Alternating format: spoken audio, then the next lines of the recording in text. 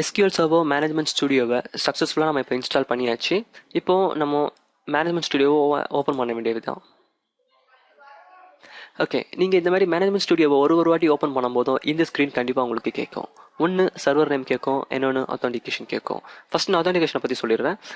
பார்த்தீங்கன்னா இதில் 2 அத்தான்டிக் டைப் இருக்குது. ஒன்று எஸ்கியூஎல் சர்வர் அத்தான்டிகேஷன், ஒன்று விண்டோஸ் அத்தான்டிகேஷன். இப்போதைக்கு நம்ம விண்டோஸ் அத்தான்டிகேஷனே பார்க்கலாம்.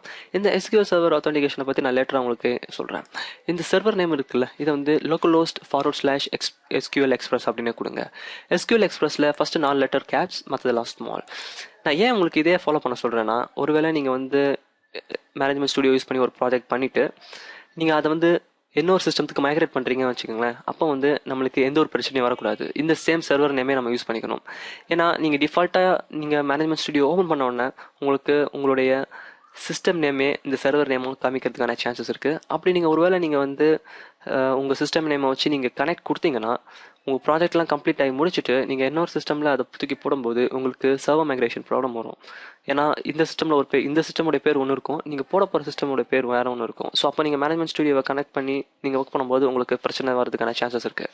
ஸோ பெட்டர் இருந்தாலும் அந்த கன்ஃபியூஷன்லாம் அவாய்ட் பண்ணுறதுக்கு நீங்கள் பெட்டர் சர்வர் நேம் வந்து localhost /SQL Express XQLE வந்து கேப்ஸ் ப்ரெஸ்.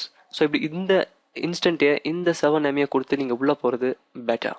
இந்த ஃபியூச்சரில் ப்ராப்ளமை தவிர்க்கிறதுக்கு இது ரொம்ப யூஸ்ஃபுல்லாக இருக்கும். And connect. ஓகே, கனெக்ட் பண்ண உடனே உங்களுக்கு லெஃப்ட் ஹேண்ட் சைடில் ஆப்ஜெக்ட் எக்ஸ்ப்ளோர்னு ஒரு ஏரியா இருக்கும். ஸோ இந்த இடத்துல தான் நம்ம வந்து டேட்டா பேஸ் எல்லாமே முக்கியமான இன்ஃபர்மேஷன் எல்லாமே இருக்கும். இந்த database, security, server object, replication and management. So இதெல்லாமே இம்பார்ட்டன்ட் டாபிக்ஸ். இது நம்ம ஒன்றா கவர் பண்ணலாம். நம்ம இந்த வீடியோ சீரிஸில் நம்ம முக்கியமாக கான்சென்ட்ரேட் பண்ண போகிறது வந்து இந்த டேட்டா பேஸ் ஆப்ஜெக்ட். ஸோ இதுதான்.